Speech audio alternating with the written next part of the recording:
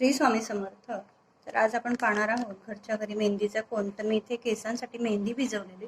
तुम्हाला हवी ती मेहंदी घेऊन तुम्ही अशा प्रकारे मेहंदीचं जे पॅकेट असतं हे नुपूरचं पॅकेट आहे मेहंदीचं.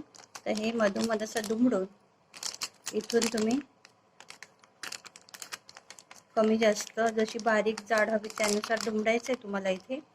आणि इथे सेलोटेप लावून घ्यायची आपण.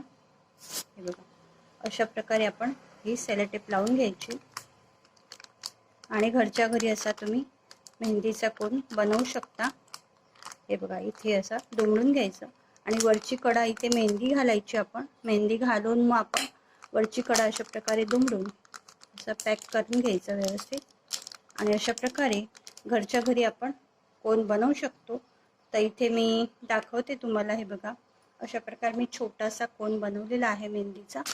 ह्यामध्ये हवी तशी मेहंदी घालायची आणि मग इथून आपण पॅक करून अशा प्रकारे घरच्या घरी तुम्ही छानपैकी मेहंदीचा कोन बनवू शकता. इथे पण आपल्याला सेलोटेप लावून घ्यायची.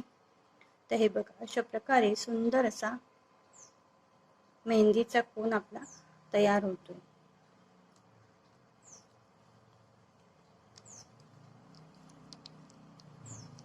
हे बघा